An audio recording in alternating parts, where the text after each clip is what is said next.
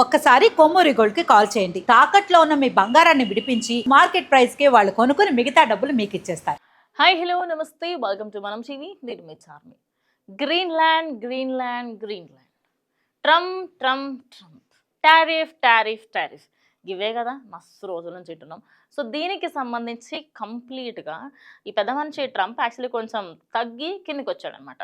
So NATO countries ఏవేవైతే ఉంటాయో అవన్నీ నువ్వు ఇట్లనే టారిఫ్లు వేసుకుంటా పోతా, నువ్వు ఇట్లనే టారిఫ్లు నేను పెంచుతా, 100% చేస్తా, 200% చేస్తా, 500% చేస్తా అని ప్రతిసారి అంటా ఉన్నాడు కదా.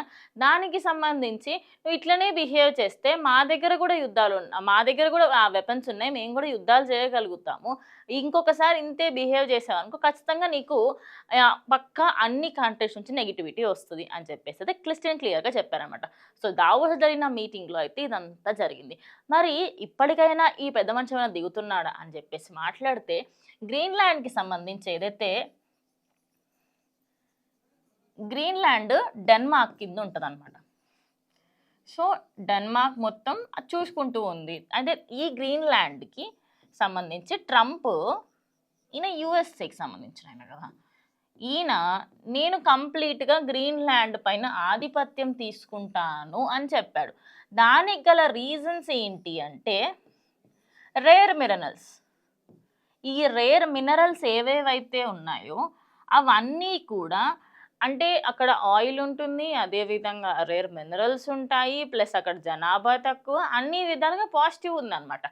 అండ్ అదే కాకుండా ఇప్పుడు ఈయన ఇక్కడికి తీసుకున్నాడు అనుకో, ఈ రేర్ మినరల్స్ ఆయనకే వస్తాయి, ఆయిల్ ఆయనకే వస్తుంది. కంప్లీట్గా ఏదైతే కొంత గొప్ప ఆధిపత్యం డెన్మార్క్ దగ్గర ఉందో అది మొత్తం యుఎస్ఏ తీసుకోవాలని అనుకుంటుంది. మెయిన్ ప్లాన్ అయితే ఇది. కానీ ఇన్ని రోజుల పాటు ఏమన్నాడు, మొన్న ఒక న్యూస్కి సంబంధించి మాట్లాడినప్పుడు డెన్మార్క్కి ఎలా నచ్చజెప్పాలో నాకు తెలుసు, గ్రీన్లాండ్ నాకు రావాలి, ఐదర్ నార్మల్గా అయినా తీసుకుంటా లేదంటే దౌర్జన్యం చేసైనా తీసుకుంటా అని చెప్పాడు. అదేమన్నా అమ్మాయా లేకపోతే మన వస్తువా? ఏదైనా సినిమాలలో చూసి నేర్చుకుంటున్నావా? అమ్మాయి పెళ్ళికి ఒప్పుకోకపోతే తీసుకెళ్ళిపోయి చేసుకుంటాను, నేను తీసుకెళ్ళిపోతాను దౌర్జన్యంగా, లేకుంటే వస్తువు గుంజుకుంటా, దొంగతనం. ఎందుకు ఇవన్నీ? ఈ పెద్ద పెద్ద పంచాయతీలు, పెద్ద పెద్ద మాటలు ఎందుకు? అయితే ఇప్పుడేమంటున్నాడు తెలుసా, నాకు గ్రీన్లాండ్లో ఒక చిన్న ముక్క కావాలంట, చిన్న ఐస్ ముక్క కావాలంట, చిన్న ఐస్ ముక్క కావాలంట పెద్ద మనిషికి. మొత్తం వద్దండి, చిన్న ఐస్ ముక్క ఇవ్వండి, నేను మంచిగా చూసుకుంటా అంటున్నాడు. ఆ మంచిగా చూసుకునే దాని గురించి కూడా నేను చెప్తా. ఇప్పుడు డెన్మార్క్లో ఏదైతే మన గ్రీన్లాండ్ ఉందో, గ్రీన్లాండ్ అంట ఈయన ఆధిపత్యంలోకి తీసుకొని యుఎస్ఏకి సంబంధించి అక్కడ ఫర్దర్గా ఏమన్నా వార్స్ కానీ ఏమన్నా అవుతే గ్రీన్లాండ్ నుంచి ఈయన అన్నీ అక్కడికి తీసుకువెళ్ళి కంప్లీట్గా రష్యా పైన, చైనా పైన అండ్ యూరోప్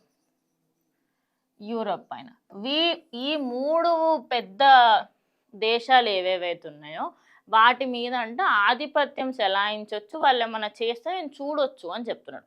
ర్యాండమ్గా ఒకసారి ఈ వరల్డ్ మ్యాప్ ఒకసారి మంచిగా చదువుకోమని చెప్పొచ్చు కదా ఈ పెద్ద మనిషిని.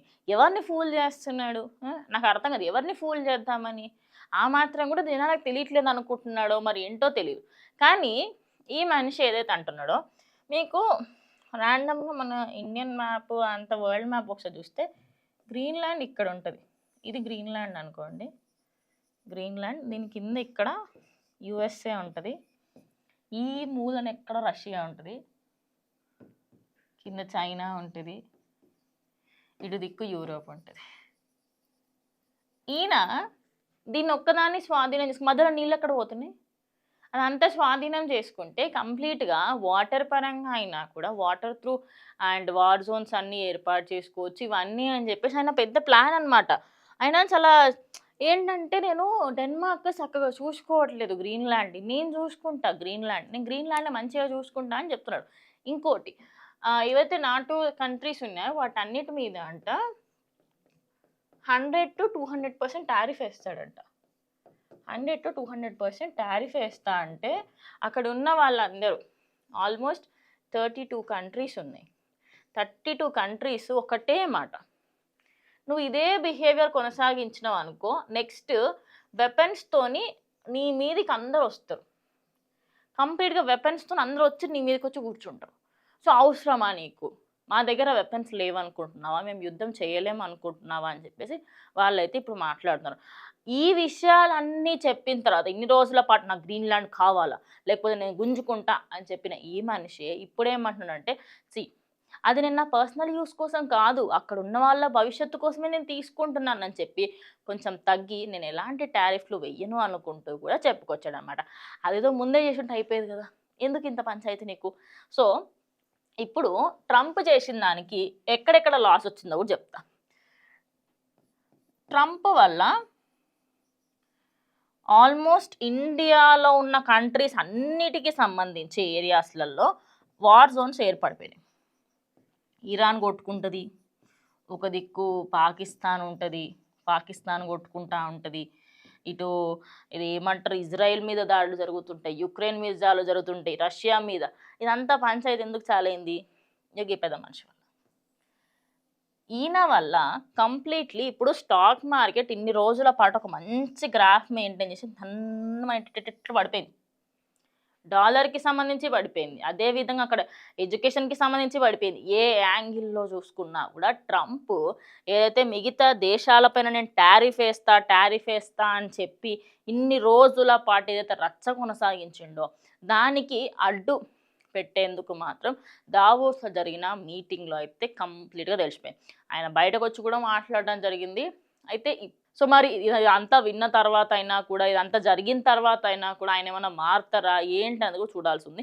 ఇంకా చాలా విషయాలు అక్కడ జరిగినాయి. అంటే ప్రతి చిన్న డీటెయిలే కాకుండా యూరప్కి సంబంధించి యూరప్లోని పెద్ద పెద్ద వ్యక్తులు ఎవరెవరైతే ఉంటారో ఆ ప్రెసిడెంట్స్ కానీ, రష్యా ప్రెసిడెన్సీ కానీ, ప్రతి ఒక్కరితోని ఆయనకి ఎప్పుడు ఏదో ఒక పంచాయితీ ఉంటూనే వస్తుంది. మరి యుఎస్ఏకి సంబంధించి ఆయన ఫ్యూచర్ గురించి ఆలోచిస్తున్నాడా, లేకపోతే డెన్మార్క్లోని చమురు అదేవిధంగా మినరల్స్ కోసమే ఆయన ఇదంతా చేస్తున్నాడా అనేది అందరూ పక్కకు పెట్టేస్తే మెయిన్లీ నాటోకి సంబంధించిన కంట్రీస్ ఏవేవైతే ఉన్నాయో అవన్నీ ఒకటే మననే, నీ ఉద్దేశం మాకు తెలుసు కానీ ఆ ఉద్దేశం పరంగా ఇవ్వాల్సింది లేదు. ఇంకోటి, నాటో దగ్గరికి వెళ్ళి నాకు గ్రీన్లాండ్ నా స్వాధీనం చేసుకోవడానికి మీరు పర్మిషన్ ఇవ్వనంట. పర్మిషన్ ఎందుకు అడుగుతున్నాడు ఇప్పుడు, వీళ్ళు ఇప్పుడు పర్మిషన్ ఇవ్వకపోతే తీసుకోలేము. ఇప్పుడు పర్మిషన్ గురించి ఇంకో విషయం కూడా మాట్లాడొచ్చు. ఈ ట్రంప్ ఏదైతే డెన్మార్క్ దగ్గర నుంచి గుంజుకోవాలనుకుంటా అంటే ఆ మర్యాదపూర్వకంగా అడగట్లేదు, ఇండైరెక్ట్గా నువ్వు ఇస్తావా లేకుండా సత్తావా అన్నట్టుగా ఉంది అక్కడ. సో ఆయన ఎట్లా అంటే ఒక వార్ జోన్ ఏర్పాటు చేసి రేపటి రోజు రష్యా కానీ, చైనా కానీ, యూరోప్ కానీ ఏదైనా ఏమైనా దాడులకి ప్రయత్నిస్తే ఇప్పుడు యూఎస్ఏ నుంచి అక్కడి వరకు పంపించడానికి టైం పడుతుంది కదా. సో మధ్యలో కొన్ని పాయింట్స్ పెట్టుకుంటే ఎట్లా స్టేట్ వైజ్గా కొన్ని అట్లా పెట్టుకుంటూ పోతారు కదా, అంటే ఈ స్టేట్కి వస్తే ఇక్కడ నుంచి వేసేస్తాం మేము అని చెప్పి. సో అట్లా అందుకోసం అని చెప్పేసి ఇప్పుడు గ్రీన్లాండ్ పైన నాకు మంచిగా గట్టిగా పట్టుంది. మరి గ్రీన్లాండ్ సభ్యులు ఒప్పుకుంటా అంటే నో, పోనీ డెన్మార్క్ ఇస్తుందా అంటే నో, నాటో పర్మిషన్ ఇస్తుందా అంటే నో, పోనీ ఈయన మీద జనాలకైనా పాజిటివ్ ఎవరిందంటే నో. ఎన్ని విధాలుగా చూసుకున్నా ట్రంప్కి నో అనే పదం కంప్లీట్గా ఆల్మోస్ట్ 2 నెలల నుంచి వినిపిస్తుంది.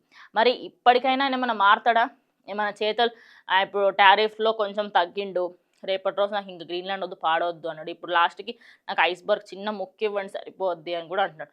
సో లెట్స్ సీ ఆయన ఏంటంటే అక్కడ వెపన్స్కి సంబంధించి మిగతా వాటికి సంబంధించి ఆయన అక్కడ యుద్ధ వాతావరణం వచ్చినప్పుడు నేను సేఫ్టీ మెజర్స్ తీసుకోవడానికి మన కంట్రీస్ని సేఫ్గా ఉంచడానికి అంటున్నాడు. అసలు ఎంత నిజం ఉందో దేవుడికే తెలియాలి, కానీ అక్కడ మినరల్స్ కోసం అని చెప్పేసి నాటోలో ఉన్న వాళ్ళు అంటున్నారు. సో ప్రజెంట్ నాటోకి సంబంధించిన వాళ్ళేమో ఆయన చమురు కోసం అదేవిధంగా రేర్ మినరల్ కోసమే చేస్తున్నాడు అంటున్నాడు. ఇటు ఈయననేమో లేదు నేను అక్కడ వెపన్స్ పెట్టుకొని రేపటి రోజు యూరోప్ కానీ, రష్యా కానీ, చైనా కానీ నా మీద దాడి చేస్తే నేను అప్పుడు ఇవన్నీ చూసుకోవడానికి అని చెప్తారు. ఇందులో ఎవరు నిజం ఏది అబద్ధం అనేది జనాలకు తెలుసు. సో ఇది ఇవాళ వీడియో, ఇంకా వీడియోతో మళ్ళీ కలుస్తాం. అండ్ కీప్ వాచింగ్ మనం టీవీ.